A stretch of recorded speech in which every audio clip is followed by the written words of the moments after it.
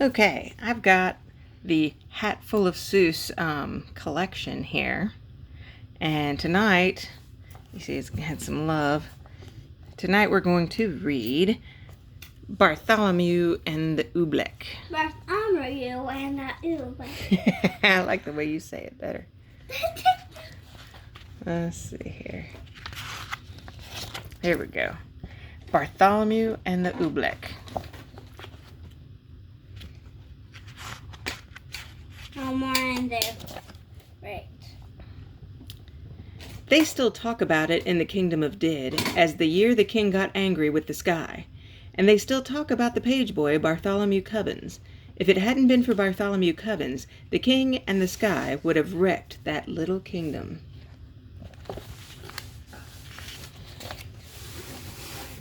Bartholomew had seen the king get angry many, many times before. But that year, when His Majesty started growling at the sky, Bartholomew Cubbins just didn't know what to make of it. He was growling at the sky. Yet all that year, the old king did it. All year long, he stared up into the air above his kingdom, muttering and sputtering through his royal whiskers. Humph! The things that come down from my sky. All spring, when the rain came down, he growled at that. All summer, when the sunshine came down, he growled at that. He growled at the sunshine. Can you imagine wasting all your time growling at the sunshine? All autumn, when the fog came down, he growled at that. And that winter, when the snow came down, he started shouting. This snow, this fog, this sunshine, this rain. Bah! These four things that come down from my sky. But King Derwin, Bartholomew tried to calm him down. You've always had these same four things come down. That's just the trouble, bellowed the king. Every year the same four things. I'm mighty tired of those old things. I want something new to come down. Something new come down? Bartholomew gasped. That's impossible, Your Majesty. You just can't have it. Boy, don't you dare tell me what I can or cannot have. Remember, Bartholomew, I am king. I know, sire, said Bartholomew. You rule all the land, and you rule all the people. But even kings can't rule the sky. You think a king can rule the sky? We learned in Yertle the Turtle that you start getting greedy about the things that you want. Bad things start to happen. Can't, eh? His Majesty flew into a terrible rage. Well, maybe other things can't do it, but maybe I'm one king who can. You mark my words, Bartholomew Cubbins. I will have something new come down. But how to get something new to come down? That was rather hard to think up. And for many days the old king stomped around trying to figure out some way to do it. Then finally, late one night, when all the lords and ladies of the palace were fast asleep, just as the king was buttoning his royal nightshirt, he suddenly stopped still. A strange, wild light began to shine in his gray-green eyes. Why, of course! He began laughing. They can do it for me. Bartholomew Cubbins, blow my secret whistle. Quick! Call my royal magicians. Your magicians, Your Majesty, Bartholomew shivered. Oh, no, Your Majesty, don't call them. You hold your tongue, Bartholomew Cubbins. You do as I command you. Blow my secret whistle. Yes, sire, Bartholomew bowed. But Your Majesty, I still think that you may be very sorry.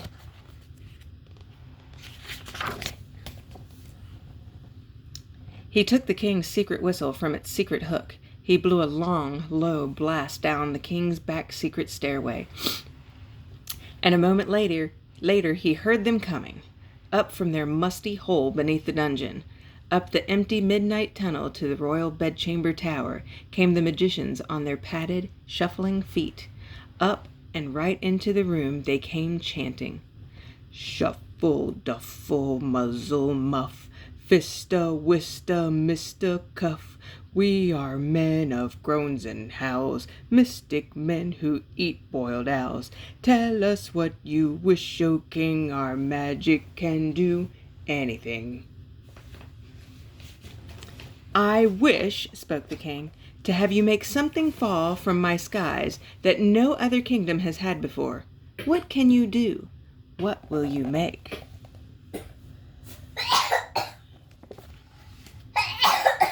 Goodness. For a moment they stood thinking, blinking their creaky eyes. Then they spoke a word. One word. Oobleck. Oobleck, asked the king. What will it look like? Won't look like rain, won't look like snow, won't look like fog, that's all we know. We just can't tell you anymore, we've never made Oobleck before. They bowed. They started toward the door. We go now to our secret cave on Mystic Mountain Nicotave. There all night long we'll work for you, and you'll have Oobleck when we're through. They'll do something crazy, whispered Bartholomew. Call them back, your majesty. Stop them. Stop them? Not for a ton of diamonds, chuckled the king. Why, I'll be the mightiest man that ever lived. Just think of it. Tomorrow I'm going to have Oobleck. It took Bartholomew a long time to get the excited king to sleep that night. But there was no sleep for Bartholomew, the page boy. All night long he stood in the king's window, staring out at Mystic Mountain Nicotave. Somewhere up there, Bartholomew knew, the magicians were working their terrible magic. Somewhere in there. All night the magicians did. All night they walked circles around their magic fire, making magic mumbling with their clucking tongues. Oh, snow and rain are not enough. Oh, we must make some brand new stuff. So feed the fire with wet mouse hair. Burn an onion, burn a chair. Burn a whisker from your chin, and burn a long sour lizard skin. Burn yellow twigs, and burn red rust, and burn a stocking full of dust. Make some magic smoke green thick and hot. It sure smells dreadful, does it not? That means the smoke is now just right. So quick before the day gets light. Go magic smoke, go high, go high. Go rise into the kingdom sky. Go make the Oobleck tumble down on every street in every town. Go make the wondrous Oobleck fall. Oh, bring down Oobleck on us all. Oh, boy.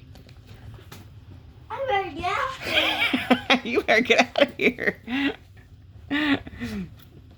Dawn was just breaking, and Bartholomew was still standing, trembling, watching at the bedchamber window. But now, as the sun rose, Bartholomew smiled. Those silly magicians hadn't done a thing. Then suddenly, Bartholomew Cubbins stopped smiling. Was he seeing things? No, there was something strange up there in the sky. At first it seemed like a little greenish cloud, just a wisp of greenish steam. But now it was coming lower, closer, down toward the fields and farms and houses of the sleeping little kingdom. It was swirling around the topmost turrets of the palace. Tiny greenish specks were shimmering in the night air right over his head. Queer little greenish blobs just about the size of grape seeds. There they are. He stretched out his hand. He started to catch one. Then he pulled his hand back. There was something frightening about those blobs. Bartholomew slammed the window shut. Wake up, your majesty, he shouted. Your Oobleck! It's falling! Ooh, this book is big, making my arms hurt. The king sprang out of his royal bedsheets. By my royal whiskers it is, he cried. Oh, that beautiful Oobleck, and it's mine, all mine. I don't like the looks of those blobs, sire, said Bartholomew. They're coming down now as big as greenish peanuts. The bigger the better, laughed the king. Oh, what a day! I'm going to make it a holiday. I want every man, woman, and child in my kingdom to go out and dance in my glorious Oobleck. Out in that stuff? Asked Bartholomew. Do you really think it's safe, sire? Stop asking foolish questions, snapped the king. Boy, you run to my royal bell tower. Wake my royal bell ringer. Tell him to ring the great holiday bell. Is the Oobleck gone now? I don't know. You better come see. For a moment, Bartholomew Cubbins didn't move. Run! Barked the king. Bartholomew ran. Hey. Okay, the Oobleck is. I'm going to use the Oobleck itself. Across the sleeping palace, Bartholomew ran. Then up the ladder of the high bell tower he climbed to the bell ringer's little cubbyhole in the belfry. "Ring your bell," he called. "His Majesty the King proclaims today a holiday." The old man crawled out of his cot. He grabbed the bell rope. "What's the holiday for, Bartholomew?" "You'll find out soon enough," said Bartholomew. The bell ringer yanked the rope. Nothing happened. He yanked it harder. Still nothing happened. "What's wrong with my bell?" he murmured. "I'd better take a look outside." He poked his head out through the little trap door.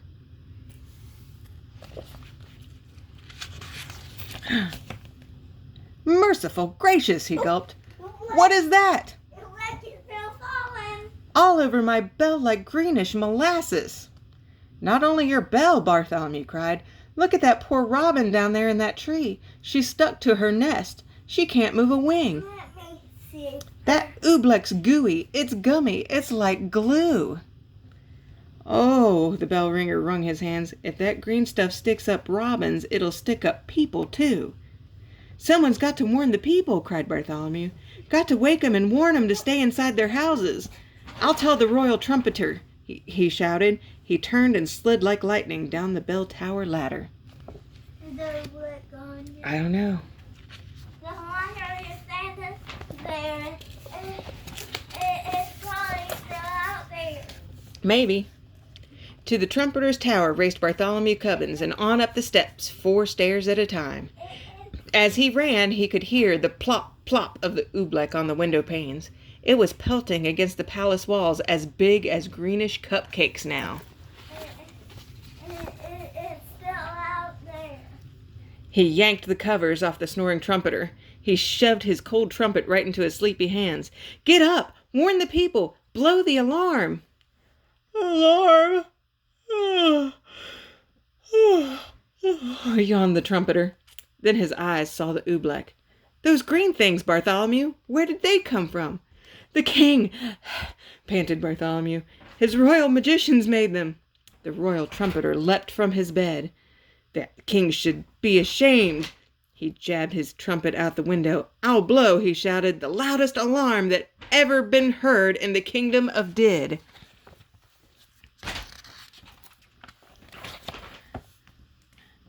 But all the royal trumpeter blew was a glog.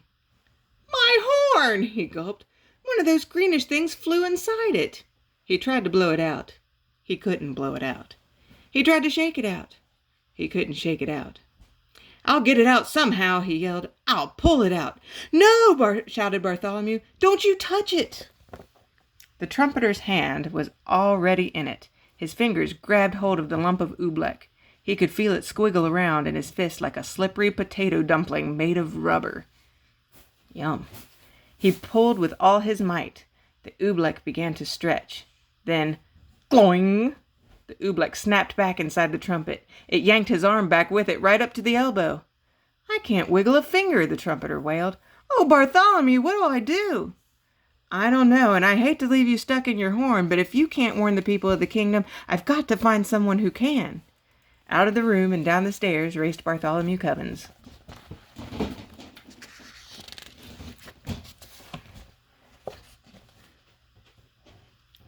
Down to the chamber of the captain of the guards. The captain was humming in front of his mirror, combing the ends of his handsome moustache. "Captain, do something!" shouted Bartholomew. "Do something? Why?" smiled the captain. "What's wrong?" "Captain, haven't you seen the dreadful Oobleck? It's coming down now as big as greenish baseballs." "Oh, that stuff," laughed the captain. "What's so dreadful about that, lad? You know, I think it's rather pretty."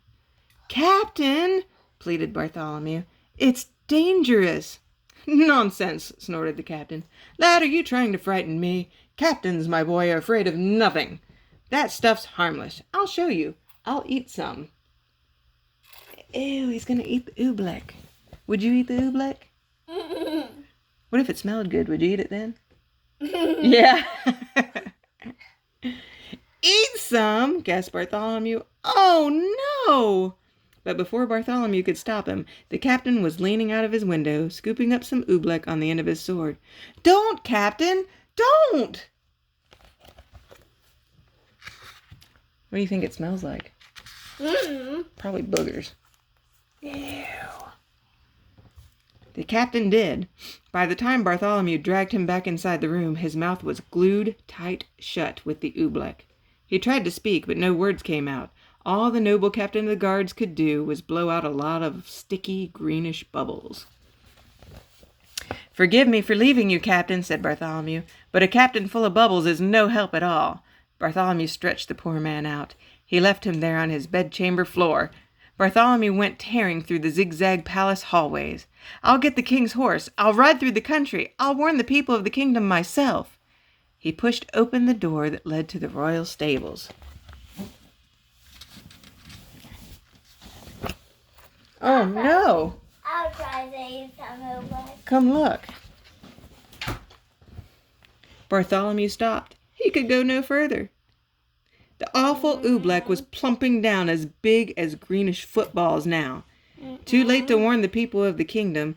There were farmers in the fields getting stuck to hoes and plows. Goats were getting stuck to ducks. Geese were getting stuck to cows. Outside the palace it was piling up. Great greenish tons of oobleck, deeper and deeper on every roof in the land. There was nothing Bartholomew Cubbins could do out there. Shaking his head sadly, he stepped back inside. Sebastians were getting stuck to mommies. But inside, a moment later, it was just as bad as out. With an angry roar, the oobleck was suddenly hitting the palace harder. It was battering and spattering against the walls, as big as greenish buckets full of gooey asparagus soup. Like a sinking sailboat, the whole palace was springing leaks. The oobleck was ripping the windows right off their hinges. It was dripping through the ceilings. It was rolling down the chimneys. It was coming in everywhere, even through the keyholes. From every bedroom in the palace came the howls of lords and ladies. Frightened in their nightgowns, they came jumping to their doors. "Go back to your beds! Go back to your blankets!" Bartholomew Cubbins went crying through the halls, but nobody paid the slightest attention. Everyone in the palace started rushing madly about. Oh no! That is bad! The royal... It's all right. The royal cook rushed down to the royal kitchen. Bartholomew Cubbins saw him trapped there, stuck to 3 stew pots, a teacup, and a cat. The royal laundress rushed outside to save her laundry. Bartholomew saw her stuck tight to the clothesline between 2 woolen stockings and the king's best Sunday blouse. He was stuck to the cat. Yeah, he's stuck to the cat.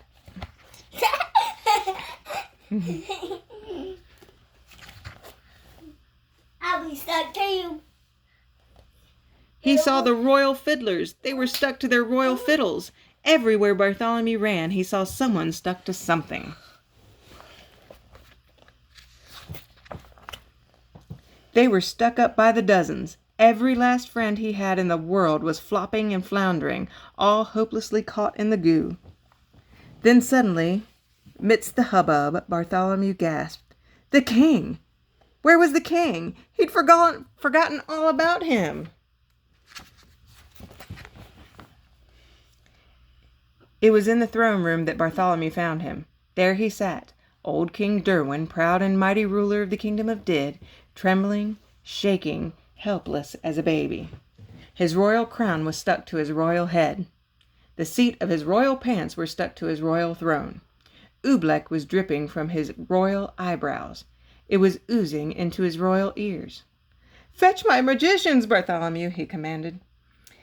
"Make them say some magic words. Make them stop the oobleck falling." Bartholomew shrugged his shoulders. "I can't fetch them, your majesty. Their cave on Mount Nicotave is buried deep in oobleck." "Then I must think of some magic words," groaned the king. "Oh, what are those words my magicians say? Shuffle, duffle, muzzle, muff. That's all I can remember, and they don't do any good. The oobleck keeps on falling harder."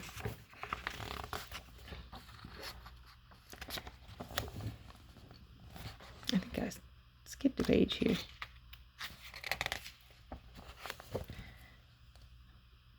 Bartholomew Cubbins could hold his tongue no longer. "And it's going to keep on falling," he shouted, "until your whole great marble palace tumbles down. So don't waste your time saying foolish magic words. You ought to be saying some plain, simple words." "Simple words? What do you mean, boy?"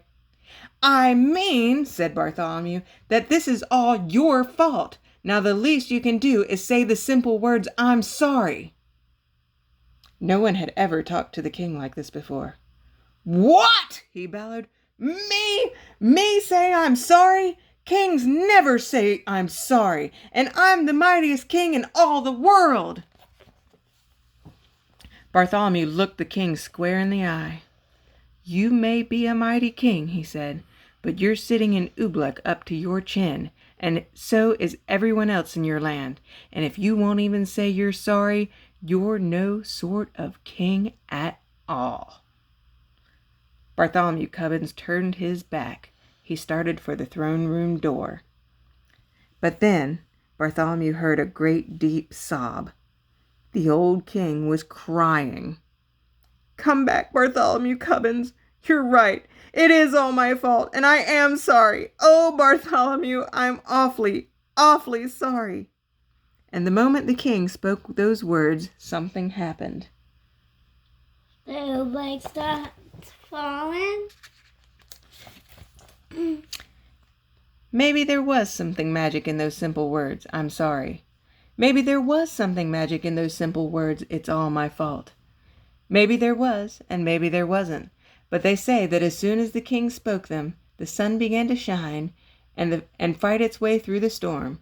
They say that the falling Oobleck blobs grew smaller and smaller and smaller.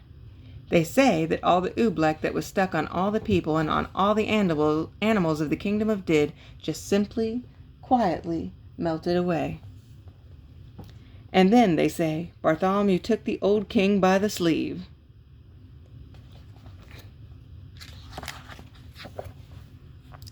And led him up the steps of the high bell tower. He put the bell rope into His Majesty's royal hands, and the king himself rang the holiday bell. Then the king proclaimed a brand new national holiday in honor of the 4 perfect things that come down from the sky. The king now knew that these 4 old-fashioned things, the rain, the sunshine, the fog, and the snow, were good enough for any king in all the world, especially for him, old King Derwin of Didd. The end.